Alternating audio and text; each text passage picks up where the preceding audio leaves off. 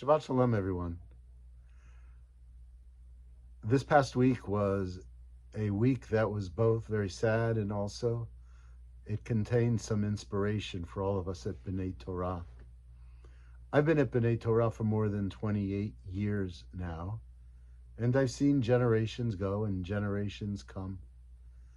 In that generation of elders who were here when I first arrived, there were a group of people who were so deeply committed to Jewish life, to ritual, to Shabbat, and not only to their religious lives, but also to the future of the Jewish people and the future of this synagogue. Amongst them was Ruth Taubman, Ruth and Ed, Zichrono Livracha. Ruth died last Shabbat, and we came together for her funeral this past Tuesday. It was a very beautiful coming together because we came together as one heart, as one people. Ruth was deeply, deeply committed to this synagogue. She loved being here. She loved Shabbat here. She loved the music of this synagogue.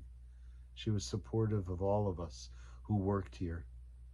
And together with her late husband, Ed, they began our early childhood community, the Early Childhood Center, which has grown and flourished and now is considered to be one of the really great early childhood centers for Jewish kids in not only this area, but perhaps throughout the country.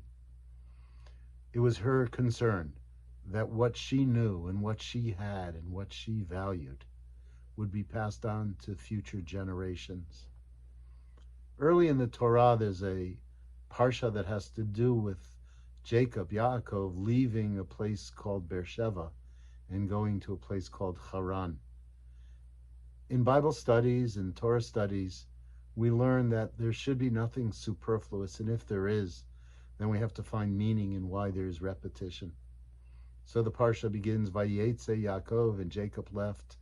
He left Beersheba and went to Haran, and the rabbis asked, why does it need to tell us that he left Beersheba? It could have just said he went to Haran, and then that would have been obvious.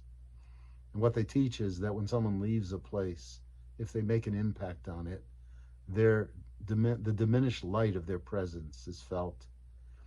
It's interesting to think about in relation to Ruth, because although we're diminished by her presence not being with us, her light lives on because of her total commitment to the education of our youngest children, to seeing that they would attach to a synagogue and to Jewish life.